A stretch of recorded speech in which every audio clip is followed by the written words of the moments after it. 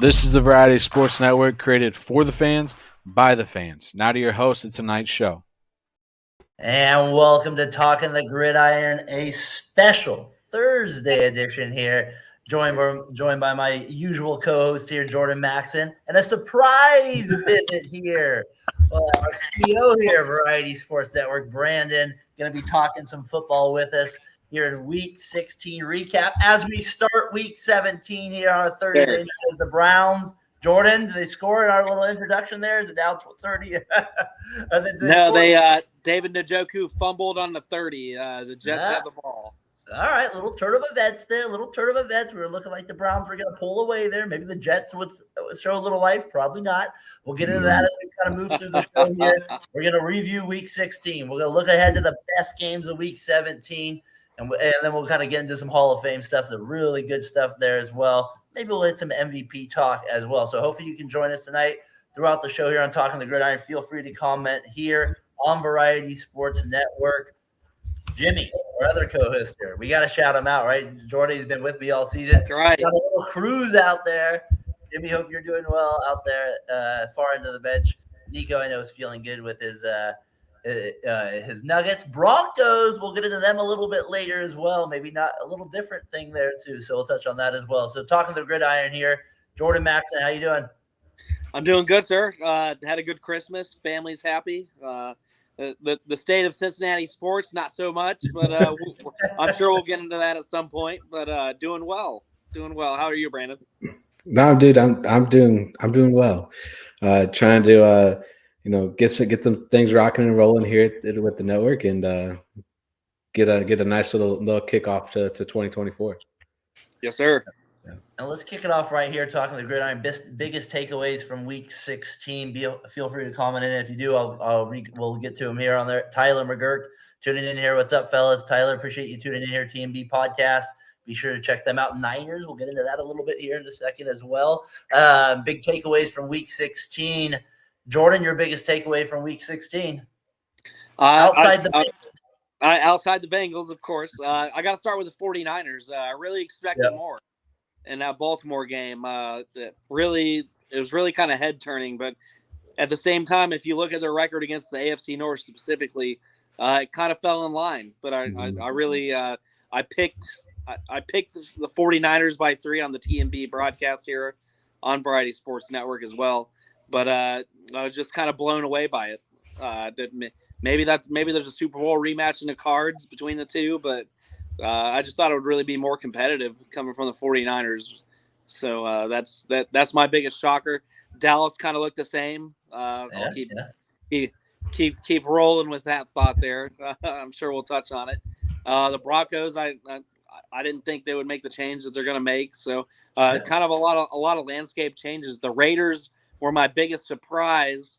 Oh yeah, the win, especially not completing a pass for 3 quarters. That I don't think we'll ever witness that ever again. But I think Pierce really deserves to be the head coach. That'd be another big takeaway last week, previously. So, yeah, a lot of things in NFL. I'd say a lot of landscapes are going to change moving forward. Well, let's start with the one you brought up first. Let's go real quick there, Brandon. Let's get your thoughts on it. Purdy, he doesn't look good. We've touched, Tyler got his thoughts on it yesterday. Got Terrell, he was on Realism Sports. C. Henry got his thoughts on it with the Lion. Great stuff all around. Great podcast. My guy C. Wood out there just shouted us out a few minutes ago, Brandon. So we got to shout him out as well. He's got his Alabama team getting ready for Michigan the New Year's Day, so that'll be a big game for them. Purdy does not look good. I feel like I told Tyler on our Fat Boy Fadeaway, I feel like the world wanted to see a downfall, and they got it. And that's when he gave it to him. The Ravens were up to the task. They looked faster. They were more physical. They made Fred Warner look like not the elite linebacker I've seen for the first 14 weeks. Your thoughts on the game there, Brandon? So, every team's going to have these kind of games. You've seen it all year. It's just happened to come at the wrong time for the 49ers against a really good Baltimore Ravens team. So – yeah, but do you think the Ravens? Okay, let's put then onto the. Do you think it's more the Ravens or what Purdy is bad? Like, because there is this talk like, Purdy's getting like over exaggerated.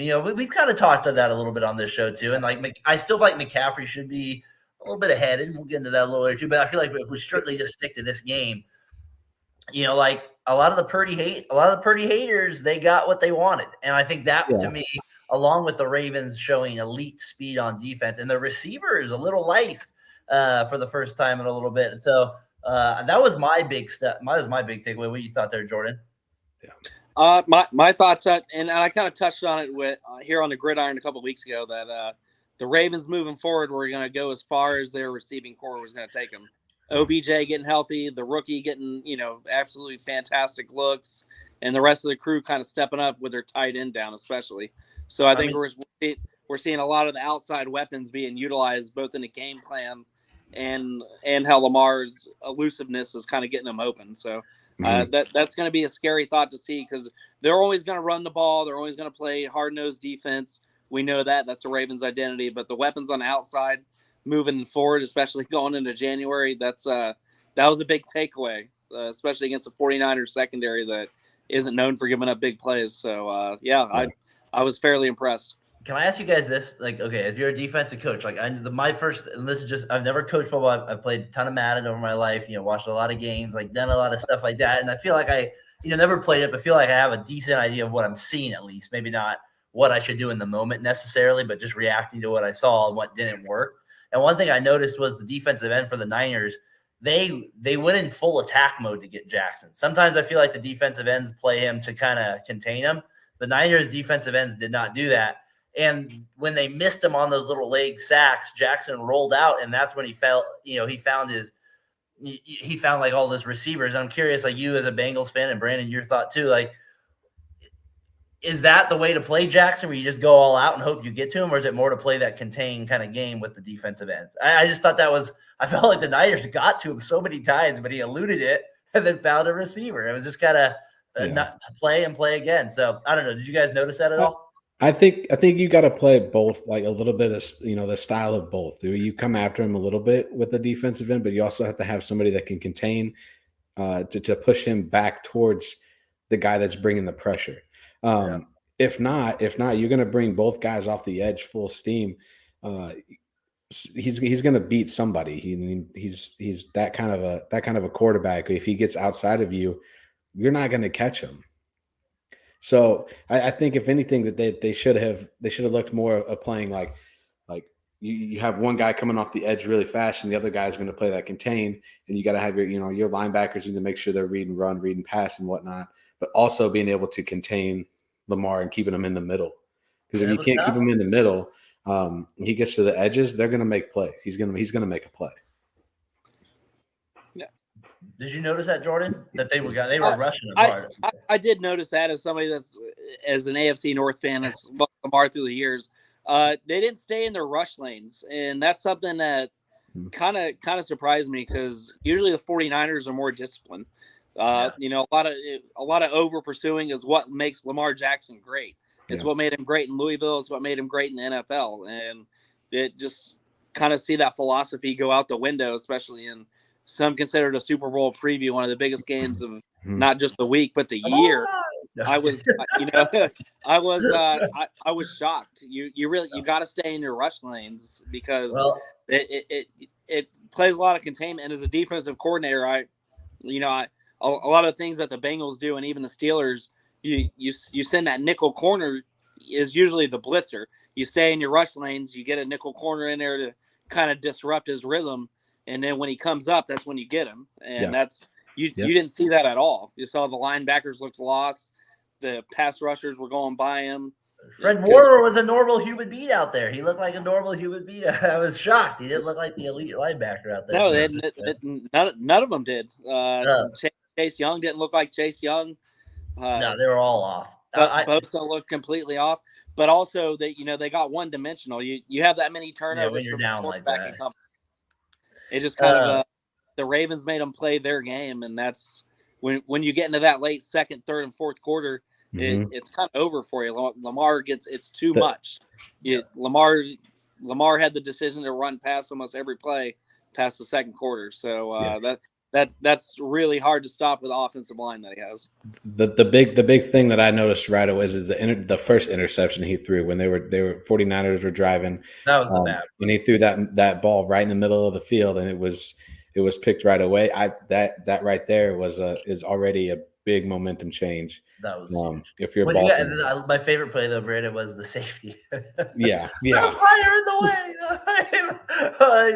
The 12th man on the field. What a play to sack him. So we got Purdy there. It was a big game. We needed to spend some time on that. It was 2 number 1 seeds going at it. You had honestly, we're going to talk about later about MVP. It swung it. So we're going to get into that a little bit. So it swings that discussion a little bit possibly as well moving forward. We'll see how the next 2 weeks play out. But that's what it looks like when you go head-to-head like that.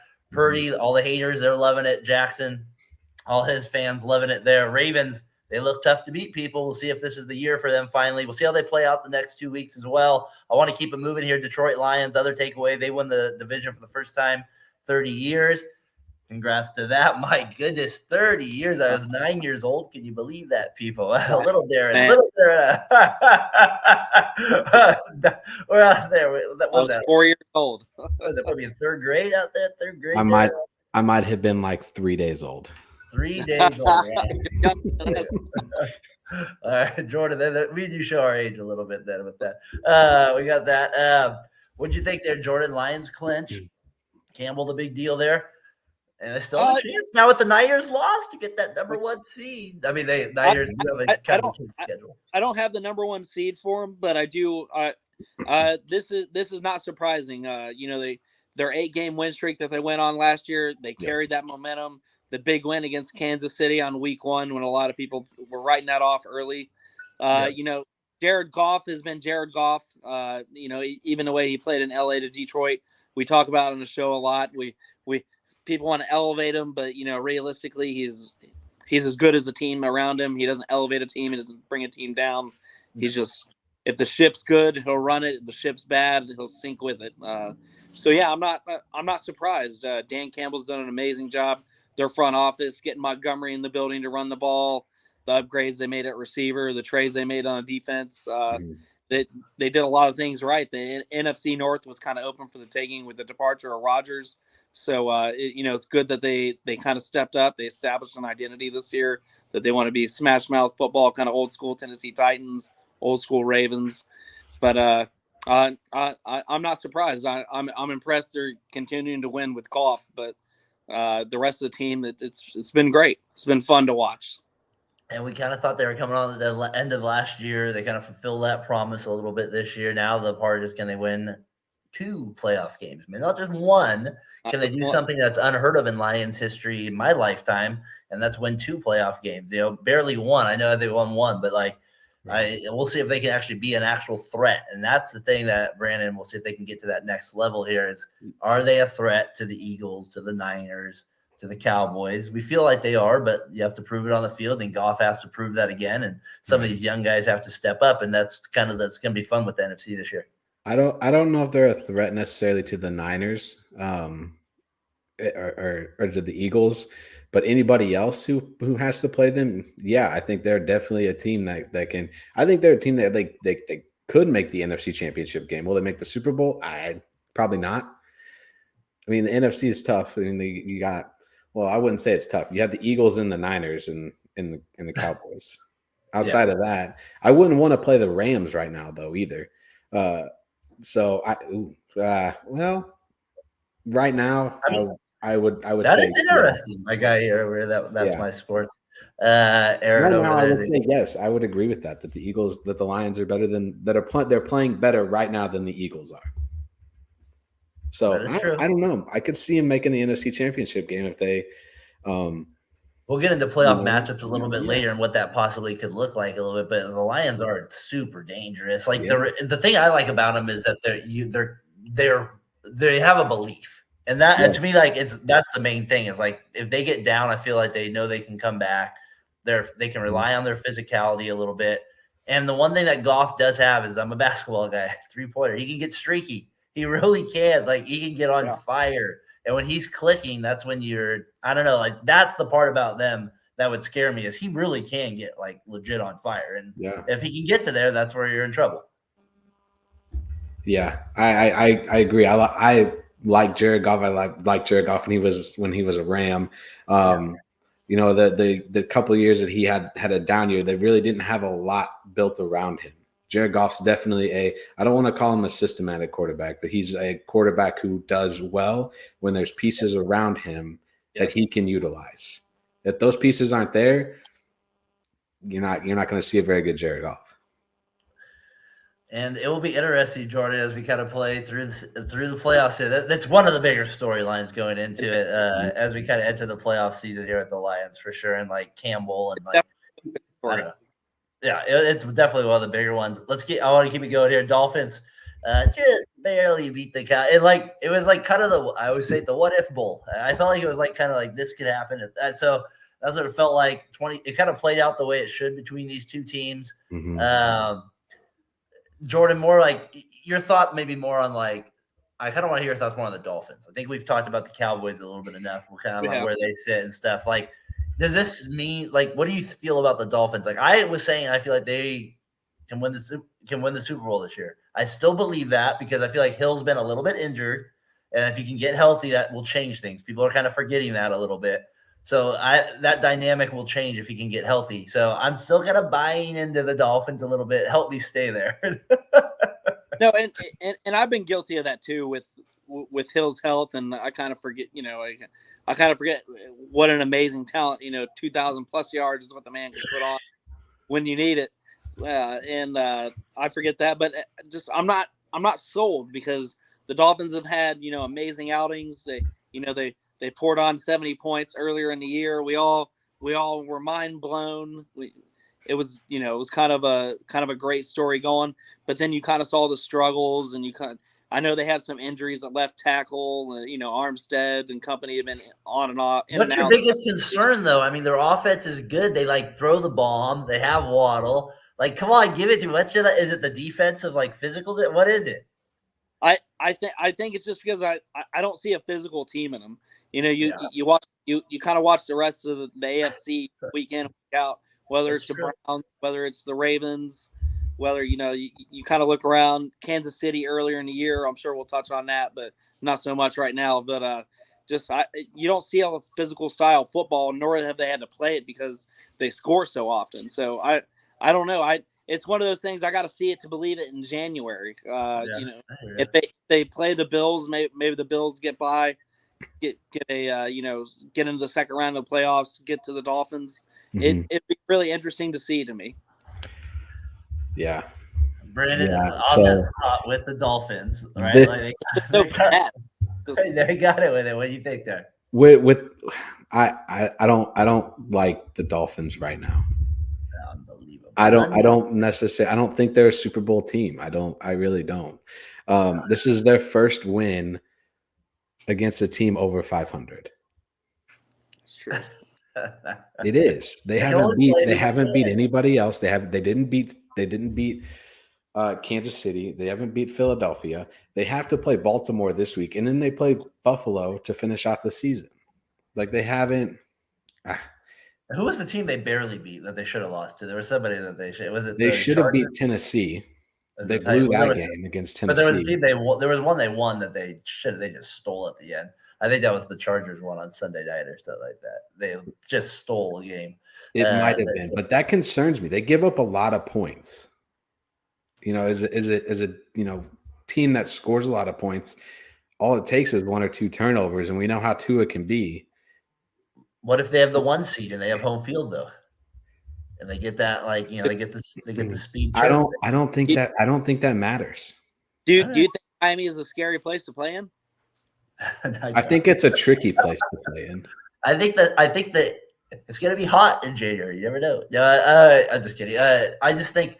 I mean, like from the crowd advantage, they'll be able to. There's just like a little bit of it. I mean, Miami does have some good history there. Maybe it's not the best crowd anymore in some areas, but I don't really keep up to date with Miami fan base in that regard, so I don't want to be here ripping on that. But you get my point. Like I still think with the Dolphins, I still like them in the AFC. Like the Chiefs aren't there with them. We'll see. Maybe the Ravens But if they get in a shootout with the Ravens and the Dolphins make a few plays, they're in trouble. So we'll see what happens because Lamar Jackson, that first quarter, as good as he was after that first quarter, he was about 5 yards right. That was like my golf game a little bit. Like, he was off a little bit on that one. So that was terrible in that regard. So, but he picked it up. Obviously, we talked about that.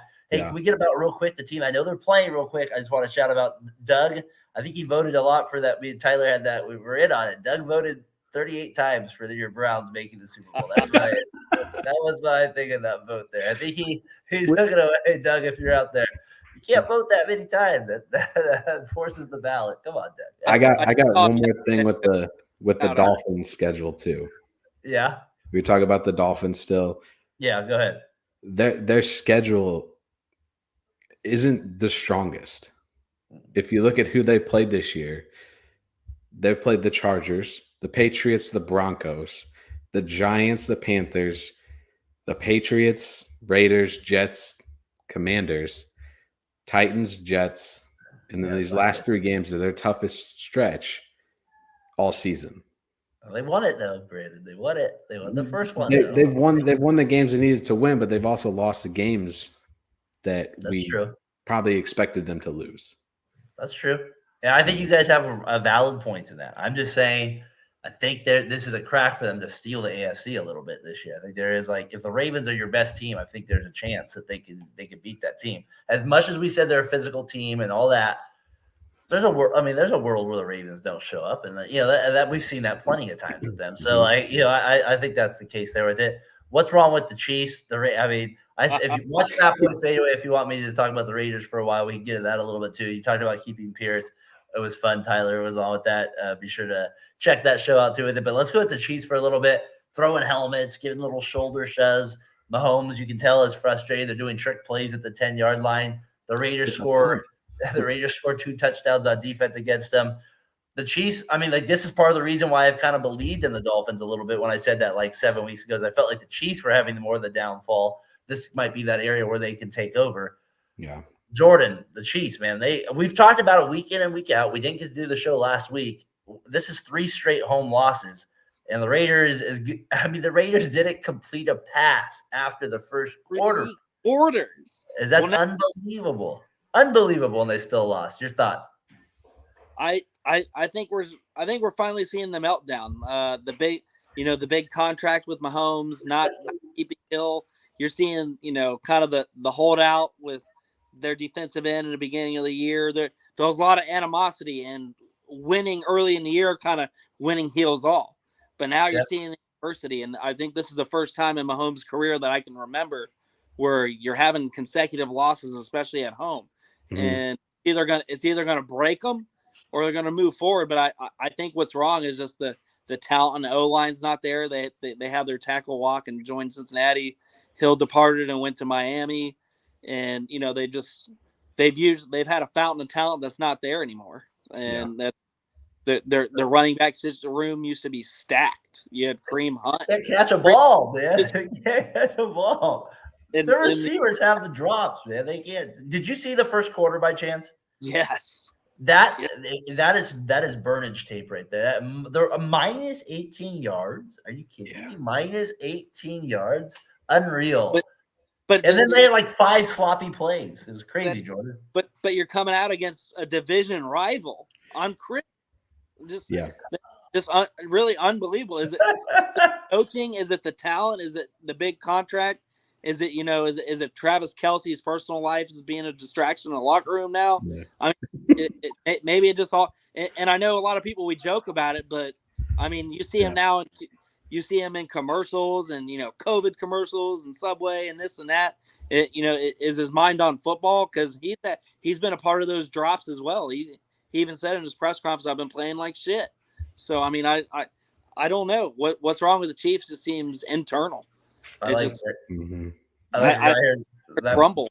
That's my sports crazy. How Daniel Jones can use Richie James, but not Pat Mahomes. Real quick, speaking of Daniel Jones, I forgot I had to throw that stat out. He's the only guy to beat Lamar Jackson in the NFC. That was crazy to me. 32-1 Lamar Jackson against the NFC. That's impressive. That's insane to me. All right, so what's wrong with the Chiefs? We got that. Jordan has all good points there.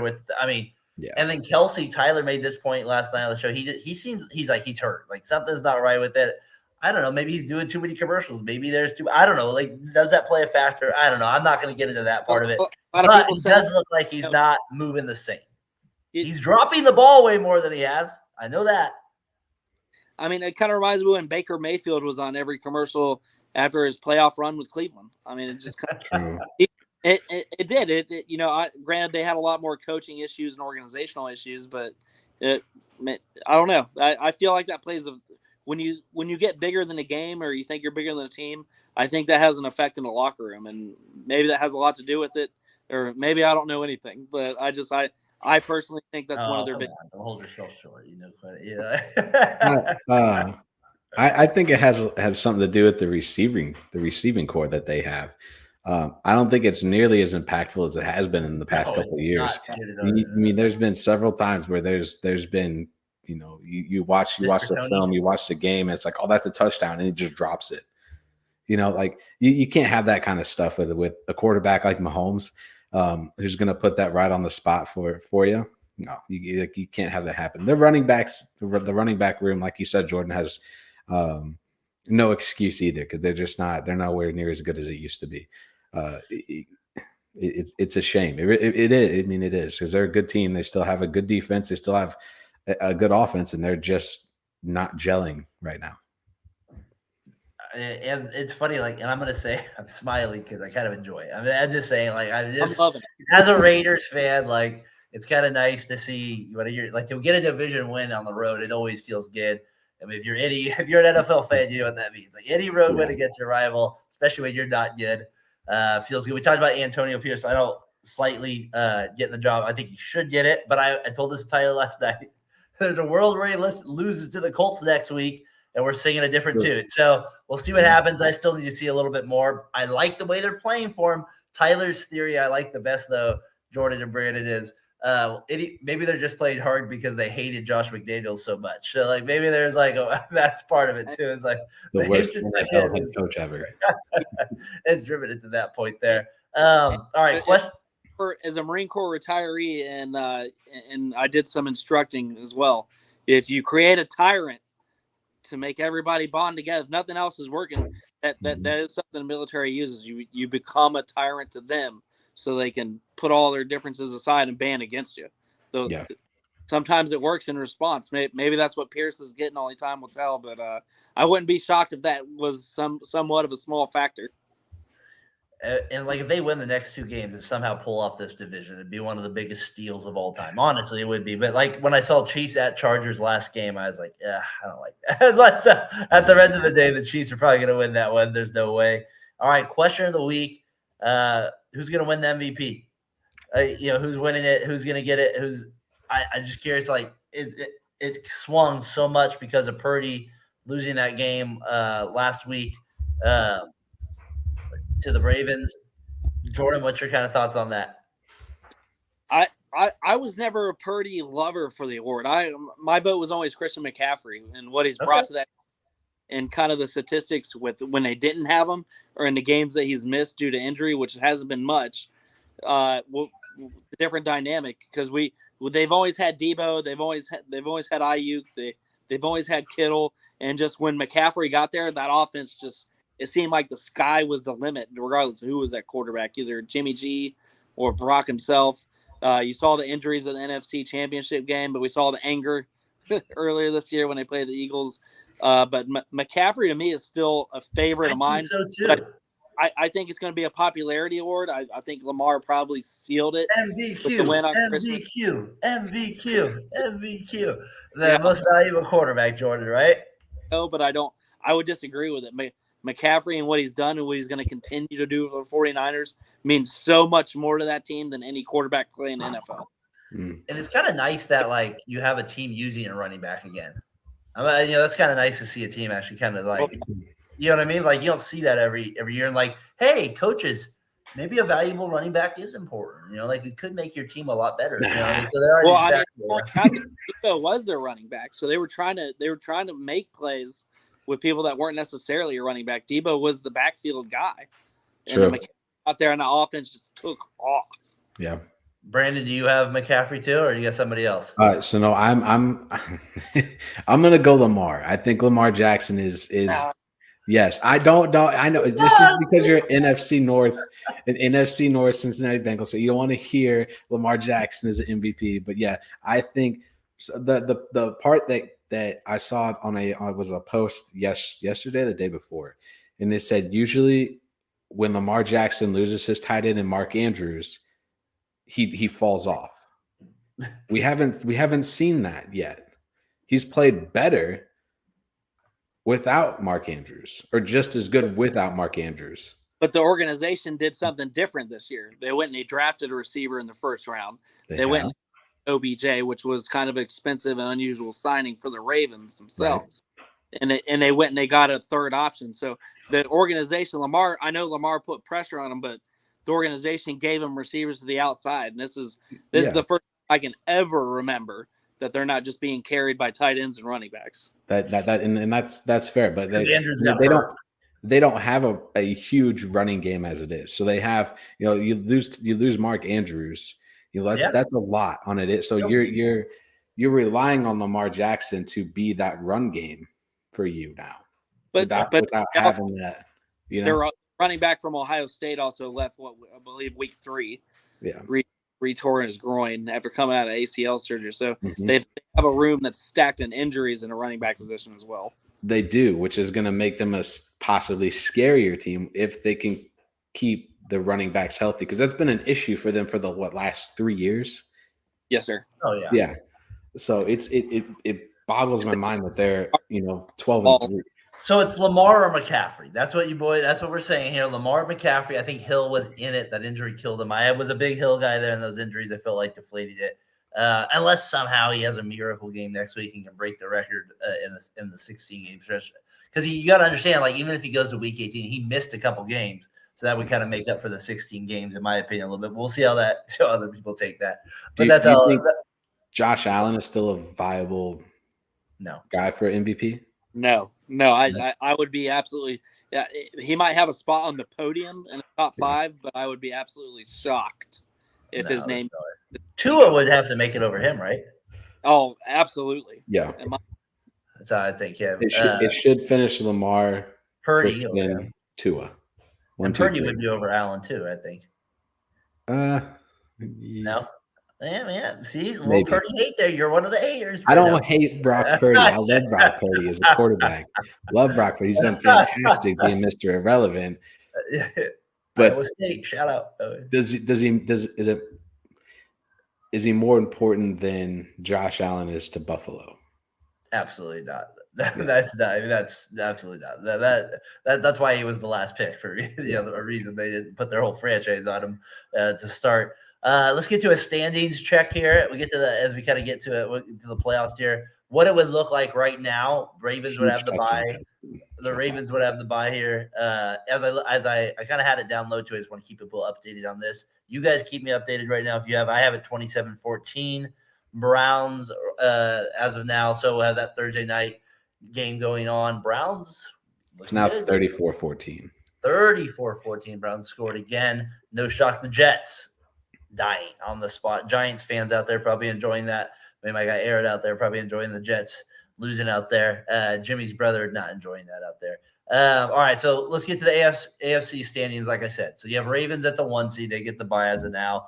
You'd have the Dolphins versus, as of now, the Colts. You'd have the Chiefs versus the Bills. That's pretty good. And then you have Jaguars versus the Browns, which we just saw play out last week. I think that would be a different game as well. So that would be some very good AFC matchups. That Colts one, maybe not as much. The AFC, we kind of talked on the bigger team, so I want to just ask you guys this. What to you, who would be the most dangerous 7 seed out of the teams still left? Colts, Texans, Steelers, Bengals, Raiders, Broncos. So out of those 6 teams, if you just had to put them, Jordan. You had to put all the money, all your life savings on one of those 6 teams. I'm sorry you're in bad shape if you had to. But if you had to do it, which out of those 6 teams would you say this is the one I'm going to put all my money on? Again, Colts, Texans, Steelers, your Bengals.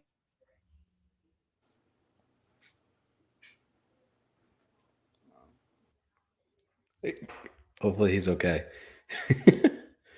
Is it us or him? I don't know. I think it's Daren. I think it's him because I can hear you and see it just fine. Yeah. You You can go ahead. I'll answer that question. Yeah. I think get back online here. I would have to say, as a Bengals fan, of course I'm rooting for my team, but as a realist and an analyst, the Texans are young. The Texans, I know they lost Tank, their number one receiver. C.J. Stroud's going to come back and be a little bit healthier, but the Texans defense is playing lights out. Their takeaway ratio is plus 14. There's not a lot of teams that are above that other than the Ravens being the number one defense and the Browns right there. That is a crazy statistic in a year they're all turning it around. Yeah. Just kind of they're that gunslinging team that I wouldn't want to play in the first round. I can see the Texans getting past the first round, to be honest with you. That's a team I would not want to play. I don't think the Raiders will make the dance. I think they're a great story, but the Texans are a team that I would not want to face in January. Especially with the health of the quarterback position and health of the running back position going forward, because that defense is playing some lights out football and they're playing some inspired football for their first year head coach. So I would say that moving forward would be a team you don't want to play because they don't really know how to win or lose on the road because they're so new to it. And I don't think the lights for C.J. Stroud coming from the Big Ten, coming from being an NCAA playoffs, I don't think the lights are going to be too bright for him. So I wouldn't want to face the Texans moving forward. Brandon, if my internet dies out real quick, help me out with it. I'm sorry. You guys carried it well. Go ahead. Continue. You got to. Yeah, I don't know. I think, and is there? So in my head, of course, I want to say Cincinnati if they can get healthy, but that's the big question is if they can get healthy. If they can manage to win somehow. Even without Burrow, you're still going to believe in them as the best 7 seed? Well, I mean, how much longer? He's done, right? Yeah, he's done. He's done. I thought he had the possibility of coming back. Who? Joe Burrow. No, Burrow is he's done. 4 to 6 months. Jamar Chase is expected to play this week, but he could be more of a decoy on the field. But I don't trust the offensive line play, and I don't trust the secondary. I know we might get Cam Taylor-Britt back, which is our cornerback number 1. Yeah. But it's just that it's just wildly inconsistent. I expected the Steelers game to be close, but for them to be blown out like that and Jake Browning to make the mistakes that he made and the coaching staff, they just haven't been inventive. We went on that Monday night game against Jacksonville, and we're still calling the same plays. We're still calling the same screen plays. You could literally read it on your wrist, and when they come out, they're like, all right, they're going to throw a screen to Chase Brown. It's 4th down and inches, and we're doing shotgun plays 5 yards back. It just we deserve to lose that game in every sense of the word. Yeah. I haven't been a big believer in Zach Taylor. I know he's done a lot of great things for the franchise, but the talent around any coach could be doing a lot better right now because his play call, it's not working. He tight ends on TJ Watt. We're not helping. We're not chipping down. You guys are done, Jordan. You guys are not the most. You know it. You know you're not the most. I'm gonna agree with you, Jordan. I'm gonna say the Texans. Then I think the Texans are a very Colts. They're a scary team. With CJ Stroud being healthy, they're a good team. Yeah. I like it. The Colts, no love though. They always find a way. We'll see if they. I think the Texans. I think the Texans end up winning that division. I don't think Jacksonville gets it. Oh, whoa! Hot take. We got that right there. Go ahead, Brandon. Or go ahead, Jordan. No, I'll take that bet. I think Jacksonville is going to fade out. So, like I said, those are the standings there in the AFC. Sorry for cutting out of you guys there, Jordan, but that's the way it goes sometimes. All right, so we have that with the AFC. NFC, Niners, Eagles, Lions, Bucks, the 4 seed, Cowboys 5, Rams 6, who coming on, and then Seahawks 7. All right, if we look ahead to Week 17's best matchups, we have Lions at Cowboys. Great game Saturday night. That's kind of like the Monday night game, I guess, for Saturday. I didn't realize that when I first looked at it, but that's what that is. So you have that cast there because Monday night's New Year's Day. They got obviously all the college games there that day, so they moved that to Saturday. Jimmy Johnson will be going into the Cowboys Ring of Honor that night. A lot of drama if you're a 90s kid. You know all that with all that stuff going on. So if you've read the books and all those good stuff with Jimmy Johnson, a lot of documentaries and all that good stuff with it. So he finally gets in. Jerry Jones and him, they shake hands, like good old Dallas way, right? They do that, get the job done. A lot of money behind the scenes. No, I'm just kidding. Start rumors here, Jordan. Start rumors. I'm sure Buddy's always all right, so we get that. So he goes there with it. That's going to be to me, that's one of the better games of the week. That one right there. Jordan, who you got, Lions or at Cowboys? This would be a big win for the Lions, I feel like. I got Lions in a statement win. Give me the Lions by 3. I think it's gonna be a gridiron game. I think it's gonna be lower scoring because both defenses are gonna show up. Micah Parsons has to show up in a big way. A lot of people are kind of questioning their defensive play right now. So give me the Lions. I'd almost say 24-21 Lions late in the fourth quarter.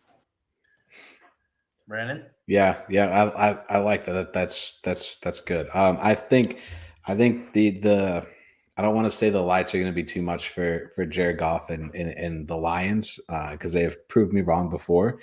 But I think a lot goes into there's a lot going on with this game, especially with Jimmy Johnson being inducted into the the Ring of Honor in Dallas. There's always a lot going on when something like that happens. But it usually ignites a little bit with the home team. It gets the crowd fired up before the game even starts. They're calling the game. Aikman, Brandon, calling the game. What a dream. Yeah, there's just a lot that seems to be going right for the Cowboys. Right outside of the loss.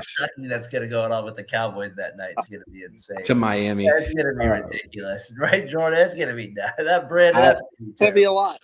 It could be. And it could be the complete opposite thing. It could be the worst thing for the Cowboys too. It wouldn't be shocking. It wouldn't be. But I this is just tough. I want to say the Cowboys win, but I like the 24-21, 27-24 style game. Ravens can clinch AFC. Another good game. They play Miami. We talked about Miami having a tough schedule. This is part of that. The Ravens, though, they come off a big win on the road. Sometimes there can be a little. Sometimes there can be a little dip there. I wouldn't expect the same type of 21 point performance by the end of the third quarter. Feel it's over.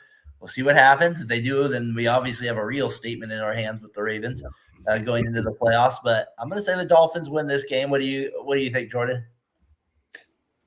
If the Dolphins are healthy, and I'd have to check the roster, so I apologize for my lack of knowledge on them. If the Dolphins are healthy going in, I think the Dolphins pull off the upset. Every time you see kind of Lamar get up there, and the talk's all about him right now. MVP this, made the statement win. Can it, seal it, sign it, deliver it? I think the Dolphins are going to have a lot to say about it because as a franchise, they are being overlooked. I'm one of them. I kind of threw shade at earlier in the program, but give me a Dolphins in an upset here. I'd say almost 31-28. I think it's going to be kind of lower scoring, kind of the AFC North style feel. But the Dolphins, give me. I want to be shut up about them. I want to see if they can play that physical January style, especially AFC North coming in. Ravens number 2 defense in NFL right now, plus 11 in takeaways. Let's see if Tua can really step up and. I'm gonna be that guy, Jordan. You also want the Ravens to lose it, but even when you glitched out, I told Brandon, I was like, as the Bengals fan, of course I wanted to pick us the 7th seed. But I was a realistic. I took the Texans, and I'm kind of being realistic looking at this for this. This is the statement game the Dolphins absolutely need. So give me the Dolphins. Give me the upset. I like that. You're right. It is a big point of the Brandon. That is, we'll see if the Dolphins can deliver. So you're talking about injuries and stuff. Tyreek Hill's questionable. Achan's questionable. Tua's questionable. On Baltimore side, Zay Flowers is questionable. So I feel like they should just sit Hill out a little bit. I don't know. He just doesn't I'd rather have him just healthy than playing half speed. It doesn't seem like he's there was a couple opportunities there, but I don't know.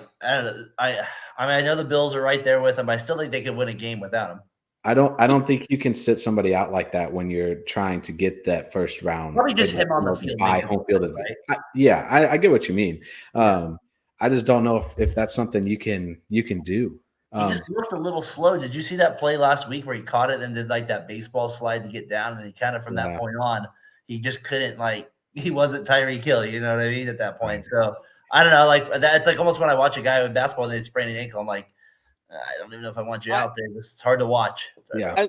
I think it's still even with him as a decoy. You have to play your defense when he's on the field because he is Tyreek Hill. So if you're not sliding that safety, if you're not, getting Waddle less attention and getting Waddle in some one-on-one situations or even involved in the screen game with Tyreek Hill on the other side, I think you kind of what the Broncos did way back in the day when, Davis said he was blind when on the Super Bowl for the Broncos and they put him out there. He's like, you're just a decoy at this point. Elway used him as a decoy. So I think even if Hill's not 100%, you put him out there and the defense has to pay attention. And if they don't, you make them pay for it because Hill's still going to win one-on-one battles if they don't pay attention to him. So especially in a statement game, they absolutely need. This game definitely means more to Miami too, right?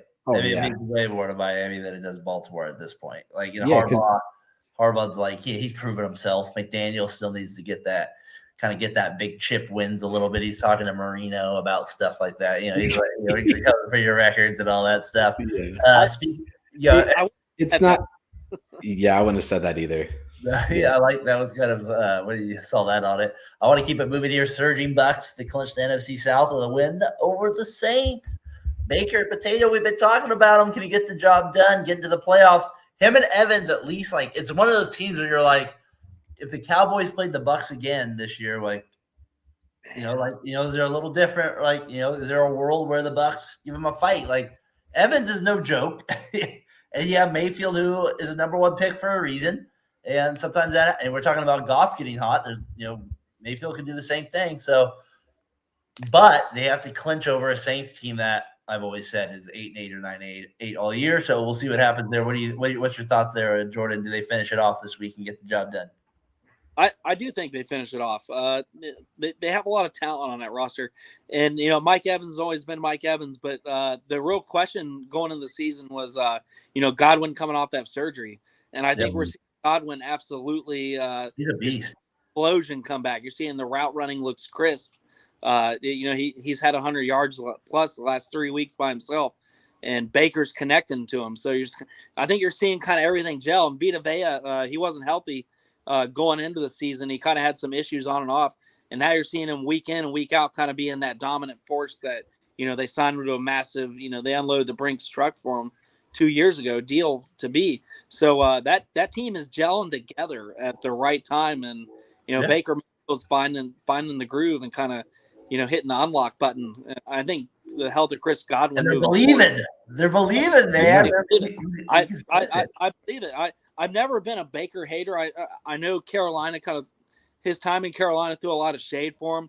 But if you look at Carolina State right now, they were not a good front office when he was there, and they're even worse now than they were when he left. I was going to say they're not any better. Not even conversation when he was there. So it's just I think Baker's going to find a home. I think they're going to extend him long term. That's been kind of chitter chatter around the league right now for some of the offseason moves. But I would say give me the Bucks sneaking into the first round and clinching that division. A little shout out to Todd Bowles. Just a little shout out to him as well, kind of keeping just a little shout out to him. Sometimes I feel like he's always one of those coaches that goes under the radar. He's not a perfect coach, but he's not in a perfect situation either. So I just feel like he always kind of does. Time to replacing Bruce Arians, that's big shoes to fill because he's been around a long time. He won the ring with Brady. He took Arizona to the NFC Championship game with Palmer and company. Yep. And just the history that he has behind him even before he got there. And I think, even I was kind of guilty. I was like, it's a bad signing. You're taking a guy with less experience and you're moving a guy out with a Super Bowl ring and knows how to manage talent. So shout out to Todd Bowles for kind of turning it around because he got given the roster, Evans, getting those guys to believe in him, some of those veteran players there. Bengals take a little dig at the Chiefs here. Jamar feeling his oats a little bit there, Jordan. I don't know. You like it, or is this kind of something that your thoughts? Go ahead. The Chiefs are down, and you hit, it's the NFL. You hit them while they're down. I know had an embarrassing loss, but the Bengals only have a losing record against their own division.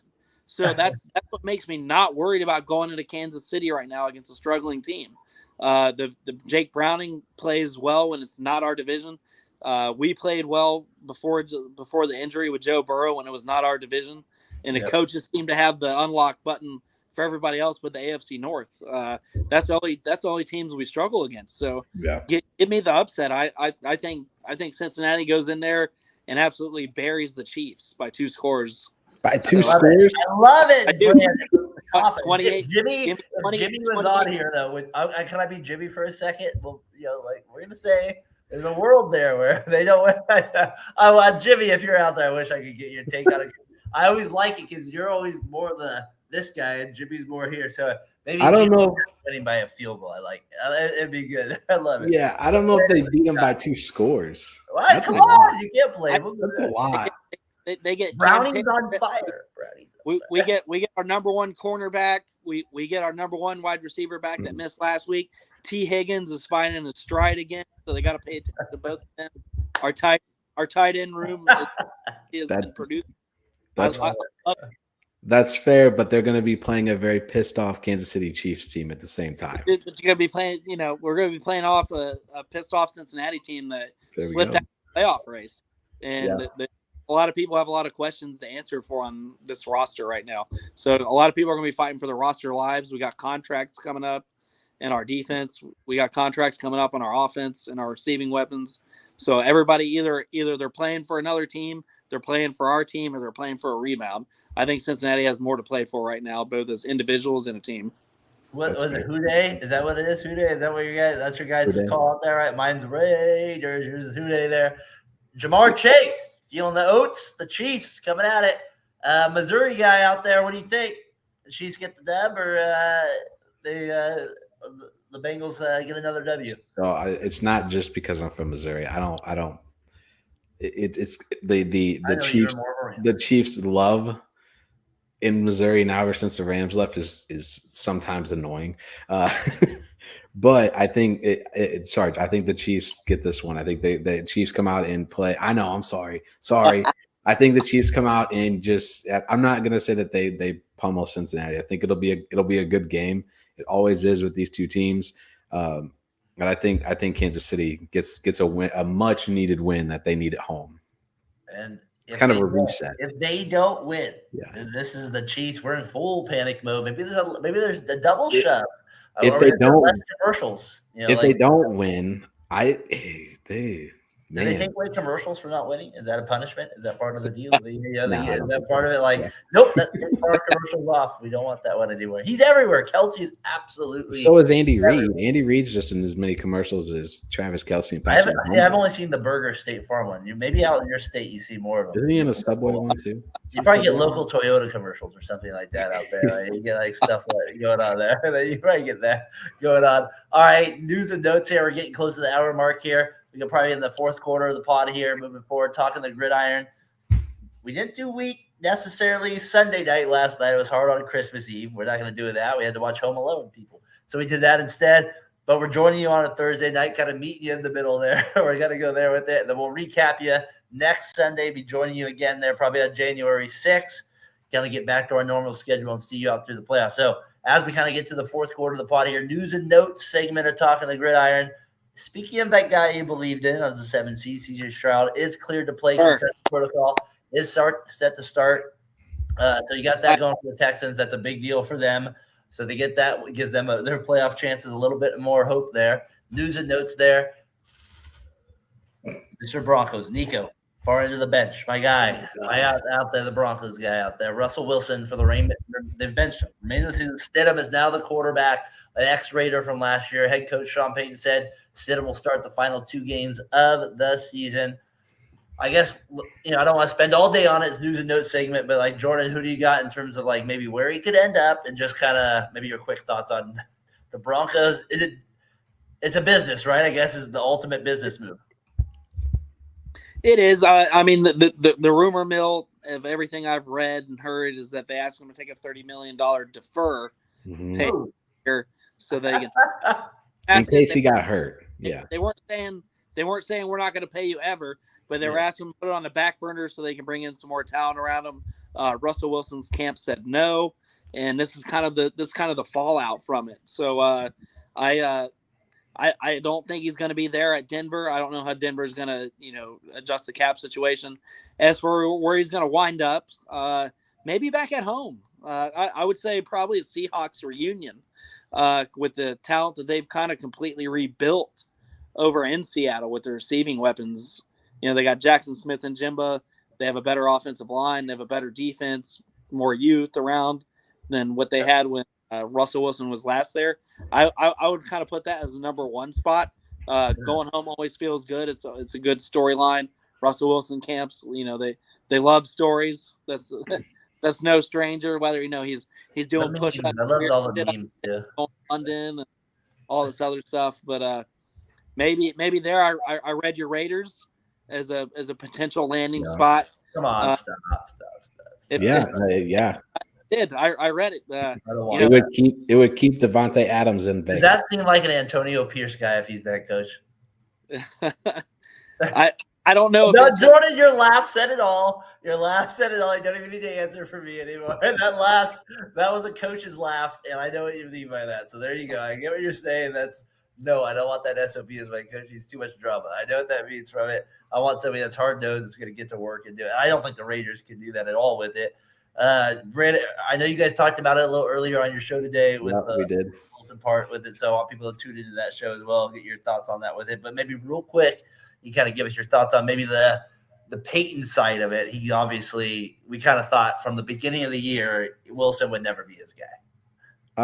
It's this whole thing has just blown up in the last 2 days.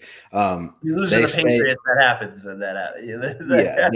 They say it's for poor performance, but when you're benching the 8th best quarterback in the NFL right now when it comes to passing yards and touchdowns and stuff, you're not benching them for poor performance. That's ridiculous. Derek Carr-esque. We don't want you. I mean, that's basically what it was. Like, hey, you're not performing to our expectations when we aren't putting an offense around you at the same time. Yeah, they didn't want him. They don't want him. They didn't want him in Denver anyway. They wanted him, but now they have a different head coach. It's like, no, we don't want Russell Wilson. No. When it comes to where I think he ends up, I think Minnesota says, sorry, Kurt, we appreciate your time here, but we're going to bring Russell in and keep Justin Jefferson in Minnesota. That seems like a Falcons move to me to get Wilson more so. I mean, it realistically makes sense. Falcons to me. It makes sense. Could you imagine out of your Falcon mind, would they be happy with Wilson? I don't know. No. Mariota part 2, is that part of it? Wilson's better than that, but I like Russell Wilson in Minnesota. What do you got there, Jordan? Then we'll move on. No, I was just you said he was better than Mariota right now. I said, but is he right now though? Maybe not. There is a good point there with it. I want to move on to this story because my brother, I was having a Teddy Brewski after work, and I was at my brother gave me a phone call, and I couldn't hear him, but I got the main point eventually. I looked it up, and I said, this is worth bringing up on Talkin the Gridiron. Thank you, Casey, for bringing that up. My brother, shout out there. He suspended Jair Alexander for one game after crashing the coin toss, and it goes down in one of the best suspensions of all time in NFL history. Like, it just goes down into it.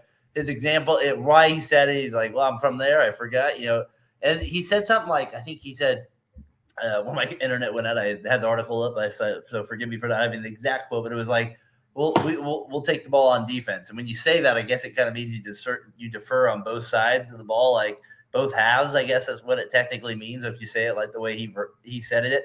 The ref actually asked him in a way like, what did you mean? And so they got it corrected kind of on the spot there. He gets suspended for the game.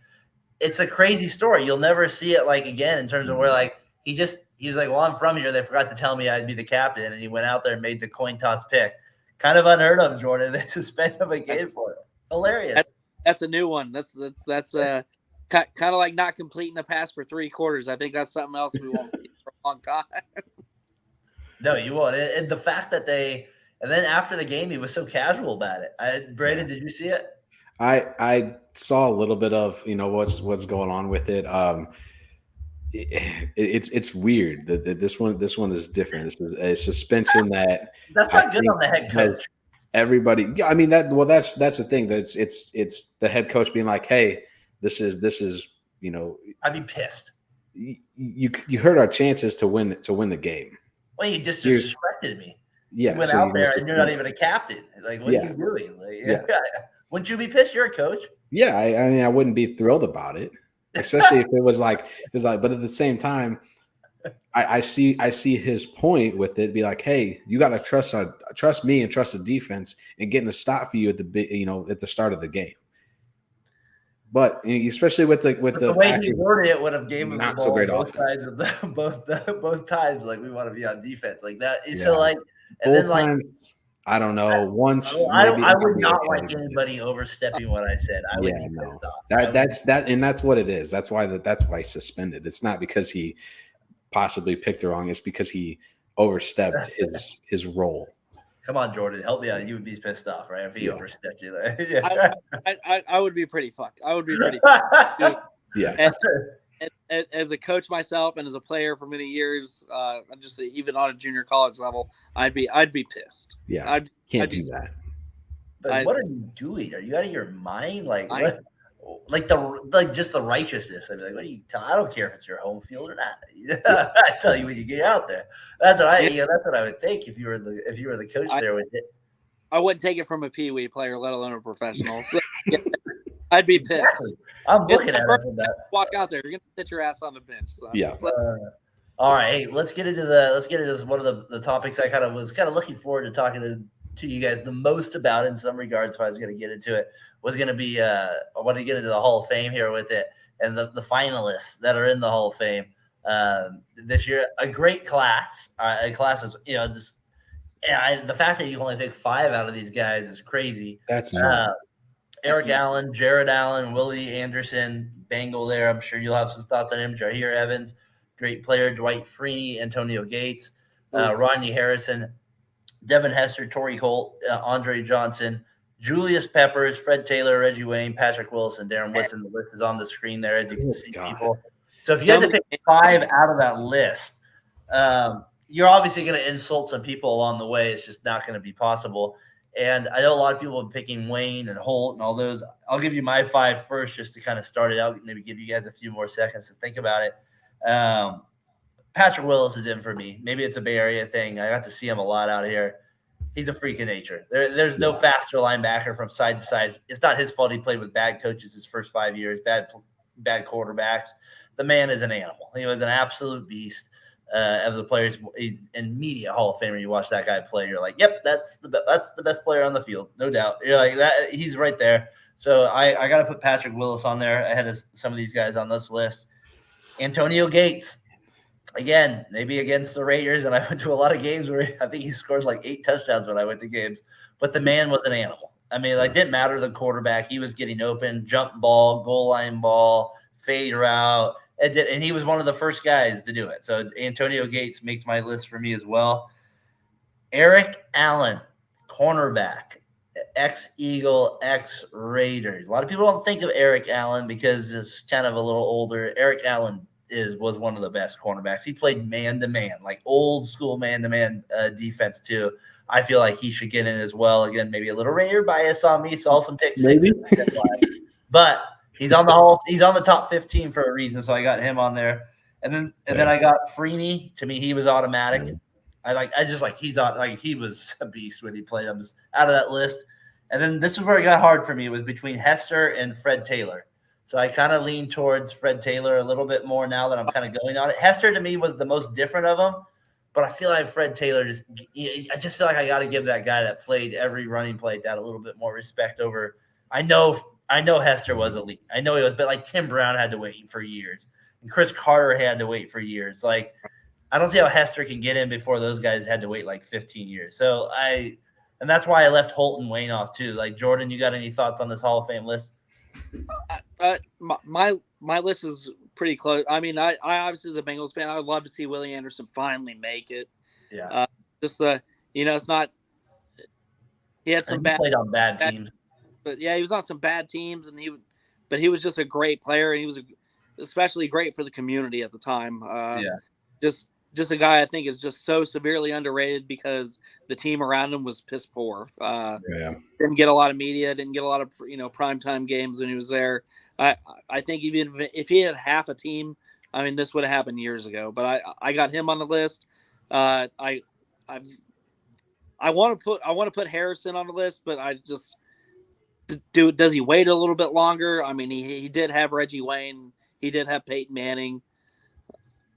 Rodney Harrison?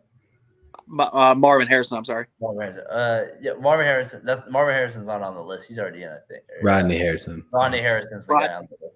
I'm sorry. I misread it. Rodney Harrison's a great player too, but I don't think he'd be in. What do you guys think of Holt and Wayne? Do you think those are the guys I think getting like a little bit ahead of some of these people? I don't know if they're getting ahead of them. When I see Tim Brown have to wait 15 years, I'm just like, how are these guys making it? They can't make it earlier than those. But you're looking at two guys who were the echelons of 2000s to 2010. Tim Brown and Chris Carter were the echelon of the 90s at that 2000s. They had to wait forever to get those. Were like that would be Holt and Wayne, right? Waiting a lot. Jordan helped me out a little bit. You're not wrong. No. Especially that's why as much as I tweeted about Hester this morning, I think Hester has to wait too. But he was I don't know.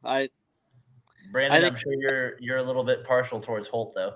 I am. I mean, Holt was a big part of the greatest show on turf. St. Louis guy. But they also had Isaac Bruce, Marshall Faulk, Kurt Warner. All those other guys are in the Hall of Fame.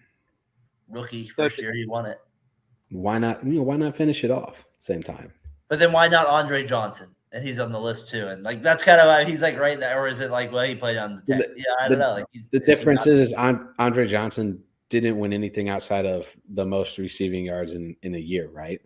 No. There was nothing else that he and it's the hard part about it. Andre Johnson didn't elevate a team like these other guys either. Yes. Andre Johnson was talented. I know the Texans were a terrible organization when he was there, but I mean, you look at Devin Hester. I mean, would be ahead of him by light years, and I'm even putting Devin Hester on the list. Devin Hester changed games. I mean, if you thought you were down 2 scores with 30 seconds left, going to the second half, you kick to him. Now you're down 1 score, and that in a blink of an eye changed the game. He's the only player to return a kickoff in the Super Bowl, right? Correct. Yeah, I mean, I know they didn't win the Super Bowl, but still, that's when you think of Devin Hester, that's something that immediately comes to your mind when you think. Did Desmond Howard do a punt in the Super Bowl? No. Percy Harvin did a punt in the Super Bowl. Because I remember Desmond Howard returned one against the Patriots in '95, but I can't remember if it was a punt or if it was I think Percy Harvin did it against Denver. Yep, he did it as well. Brandon, can I ask you about? So we had Holt, Wayne, we have these receivers, but we left off 2 guys that to me are ahead. Like I had Hester or Taylor right there, but then there's 2 guys I had even ahead of the receivers, and he's on the picture, one of them, and he was an animal. Julius Peppers, a beast. And then what's that other guy that's number 2 on that list? Yeah, he was an animal too. Jared Allen. Those guys were, I don't know, I'm just saying, what's the guy from the Steelers that's in with the blonde hair? I forget his name, but he passed away a few years ago. He had the long hair. He was great there with the Greg Lloyd area, and all those guys. And he played for the Panthers as well. His name is escaping me. But he's in the Hall of Fame too. But Peppers, he's in. I feel like he should. That's where for me, Peppers and Allen to me are the ones that would kick out Hester and Taylor for me before any of these receivers. Yeah, I mean, Peppers carried 3 different franchises on defense, so there's no arguing against him. Whether he was he better over Freeney? Is he better than Freeney in your opinion? I think he would almost put him better because Peppers performed in 3 different systems. Yeah, that's a good point. That can't be overlooked. So maybe I should have him in over Freeney. Maybe if I had to redo the list, that's maybe I would have Peppers over Freeney. Freeney had the luxury of being on a team where a lot of teams were chasing him. I mean, the Colts would come out 4 points like crazy, and Dwight Freeney would just be able to tee off going pass rush probably the last 2 to 3 quarters of the game. Peyton Manning would just get ahead, and you would chase him, or probably not early in the Colts years, but when he got there, probably 5 seasons in, the Colts scored like no other, and a player like Dwight Freeney, it just kind of unstoppable. The other team feels like all those guys are Hall of Famers at some point. At some point, they should be. It really feels like a list where it's like, well, it's like all those guys feel like when I watched them, like most of those guys were like legit guys. Where I was like, they were like on this list. So I always like this discussion with the Hall of Fame because it always makes you bring up the past a little bit and kind of reflect on some of what you saw a little bit there with it. Jordan, I think for us, obviously being a little bit older than Brady here, like you do get to see like now we're really seeing the guys that we watched in our like kid years, like 10 through like 20, start to be. I'm not that much. I'm not that young. To where you're 9 years. Aren't you 9 years younger than us? That's a whole decade of players. That's a whole decade. Gates and Julius Peppers on that list. It makes me feel my age because I remember watching them like, man, I need to base my game. Everybody wanted to do the spin move on defense, and no, it's for sure. So, what game ball? Who gets your game ball for Week 16? Franchise, team, player, anything like that? I'll start mine out here. It's the Raiders. They get it. Eventually, I've never had it on the Talkin' the Gridiron. It's well deserved. I'm as harsh as anybody on my favorite teams. That's what they get the most of the time. They've been pathetic, but the defense, 2 defensive touchdowns in less than 7 seconds. You deserve a game ball there. Jack Jones. That was something. Talking a little trash. Nichols, the defensive tackle on the Chiefs, weird play there. He picks up the fumble. The defense was everywhere. They were physical. They were just out physical the Chiefs. And when you win a game like that, you just feel a little better about it. So like there is something about there. You're like, we just dominated them. And well, there was nothing flimsy about it. So they get my game ball for Week 16. What do you guys got? Go ahead, Brandon. So I'm gonna pick, and this is just the weirdest thing for me to say, but I'm gonna pick the LA Rams. The way they've been playing lately, especially Kyren Williams. That team is a different team with Kyren Williams. When they don't have Kyren Williams, when he was injured, they're not super great. They struggle. But with Kyren Williams, so I think if anybody from the Rams gets that game ball, it's Kyren Williams because he made a difference in their win over the Saints, last Thursday. What do you got, Jordan? I'm going to shock everybody. Give it to Rudolph. Coming out, absolutely smacking the Bengals. Coming off the bench cold and playing absolutely lights out. He deserves a shout out. He bid his time. He didn't bitch. He didn't leave. He didn't try to go to another team. He wanted to be there, and he showed the organization why they kept him. It hurts my heart, but I got to give the game ball to Rudolph. Yeah, and it's only right on Christmas week. He gets the job done. Mr. Rudolph there gets the job done. That's a great call, Rev. If you're out there, we get a shout. Your guy out there, Rev. You joined us a few times this year. I think you can throw one to Justin Fields too for kind of proving that he can be that kind of. How about Justin Jefferson? Hello, good to see you again. Yeah. Making spectacular plays. Oh yeah, lob it up. I'll get it. Let's just lob it. We'll get there for you on that one. How about Nick Mullins getting benched after going 0-2 already? Well, I got to give a shout out to Amari Cooper setting the franchise record as well. So it's a good one. As we wrap up Talking the Gridiron here, Week 16, Week 17, whatever you want to call this here, Thursday night recap. Brandon, good to have you on here, CEO, joining us this week. Glad you could join Jordan and I this week. Thanks for jumping on. No problem. It was fun. Jordan, I know we'll be back at it next week with Jimmy. Brandon, as always, you're always invited to join us as we get through the playoff season here as well. We'll be joining you next Sunday. Not this Sunday, that's New Year's Eve, but we'll join you back on the 6th. We'll be there with Jimmy, Jordan, the full house there with it. As we start to move into playoff season, we'll be there with you the last week, kind of get you ready for wild card weekend there. A lot to get into here on Variety Sports Network. Me and Doug will be on tomorrow afternoon. Double. Got to shout that out here. Pistons, they get the win tonight. Oh, they were ahead by 17 at halftime. I'll have to rewatch that one NBA TV. So, Doug, I'll be there with him live. Jordan, I know you're good guys. You're good friends there with Doug. So we'll be on the show there tomorrow with that. But Jordan, Another week in the books here. Another week in the books here. We get through it again. We'll be talking the Gridiron, moving our way through season 2. It's been a pleasure here on Variety Sports Network. Shout out to some of our guys here out of your Falcon Minds, Boneyard. They did their podcast here before ours. Be sure you check out those as well. Our guys far into the bench, like we said as well. Jimmy, we look forward to seeing you next week. So for Brandon, for Jordan Maxson, I'm Daren Fatboy Fadeaway Sports. We'll see you next week. Peace.